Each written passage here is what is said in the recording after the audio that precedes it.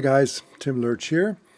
I was watching YouTube the other day and a man named Jens Larson made a video that he makes quite frequently videos. He's a very good and talented and very popular YouTube guy. Mostly the subject matter that he deals with is jazz guitar and has lots of neat tutorials and things. But he made this video the other day about bending strings in jazz, and he basically said, don't bend strings in jazz. And he had a pretty well thought out video about why you wouldn't do it or why people don't do it.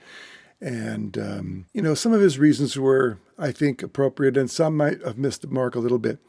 So I would just like to give a balanced opinion about the other side of the coin, okay? It may be true that jazz guitar players historically have not bent strings, although there are those that have done so, particularly Lonnie Johnson, and when he played with Eddie Lang, and Django Reinhardt, and George Barnes. So it seems like the early jazz players would be more apt to bend strings in a bluesy fashion. And then it kind of stopped.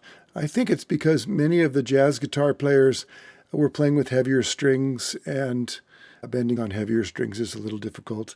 And then it became less fashionable, although George Barnes and others continued to do it until the more modern guys like Schofield and John Abercrombie and Pat Metheny even a little bit, and Mike Stern, of course, and all of their musical children weren't afraid to bend strings at all. So what I'm interested in is bending notes something that happens in jazz in general? And I would say yes. All you have to do is listen to players from the early days, the swing era. Saxophone players were bending notes. Trumpet players were bending notes.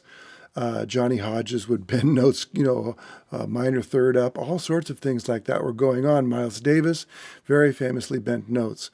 A lot of times they weren't bending them in a bluesy fashion. They were bending them in a kind of elegant, swooping fashion that would maybe give a kind of feminine quality to a melody. Of course, and Jen makes this point, that if the tempo is going up, you don't really have time to sustain a note, and then you couldn't necessarily bend it. And that is only true if you're trying to blow 8th and 16th notes in a solid line over a fast tempo. But Miles Davis, among others, proved that we didn't really need to do that. And I think that might also be a bit of an obsession with current guitar players, is having to fill up the space with streams of notes, a la Pat Martino. And even Pat Martino, though, bent notes. If you listen to his record with Gil Goldstein called We'll Be Together Again, there's some beautiful, beautiful, elegant playing, and there are some bent notes in there. So I'm not suggesting that we adopt blues licks per se and do the sort of boomer bends that people are really used to in the rock field, a la David Gilmour and those types of players. But it is possible, especially if you're elegant about bending half steps and swooping into a note and then holding with a nice vibrato. I think all of those things are possible, and particularly on ballads. And so I just wanted to demonstrate how that could be done on this beautiful tune, In a Sentimental Mood, the first portion of it. And I think Jen's doing great work. I just don't agree with him on this particular issue. So leave your opinions in the comments and let me know what you think about this issue. I think it'd be an interesting thing to continue discussing.